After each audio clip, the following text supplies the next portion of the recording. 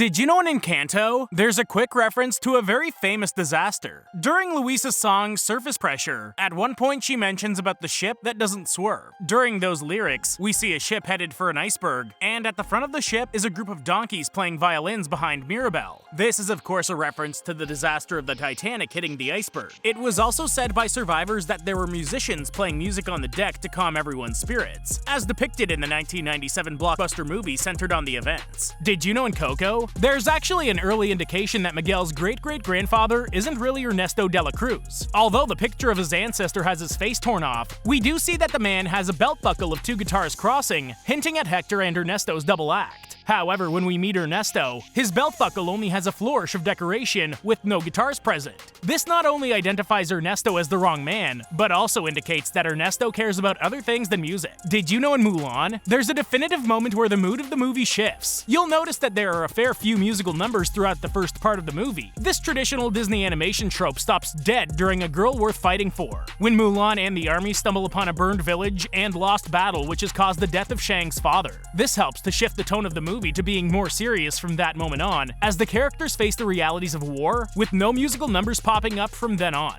Did you know in Soul, there's a hidden meaning to one of the characters' names? One of the main characters throughout the story is the soul named 22. This is a reference to the Catch-22 paradox, in which the solution to a problem is impossible because it's also the cause of the problem. In this case, the only way for 22 to find out if life is worth living is by being able to live life, which she isn't fully able to do. For example, she can't taste or eat food like normal human beings. Did you know in Toy Story 3, during the scene where Barbie tortures Ken by ruining his clothes, there's a moment where she pulls out a Nehru jacket. She asks him, "This is from what, 1967? This could be a hint to two things. The famous James Bond villain, Ernst Stavro Blofeld, who popularized the Nehru style, made his first appearance in a Bond movie with You Only Live Twice, which released in 1967. There's also the fact that the shirt resembles the jackets worn by the Beatles on the cover of the Sgt. Pepper's Lonely Hearts Club Band album, which was also released in the year of 1967. Did you know in Shrek Forever After, the main villain of the movie, Rumpelstiltskin, actually borrows elements from the main villains of previous movies in the Shrek franchise? He's very short and is desperate for power. Much like Lord Farquaad in Shrek, he has magical powers that he can use for others, but can also use for his own personal gain in some way, like the fairy godmother in Shrek 2. Finally, his life has been ruined by Fiona being rescued from her tower by Shrek, like Prince Charming in Shrek the Third. Did you know in Megamind, there's something ironic that the title character has his hands on?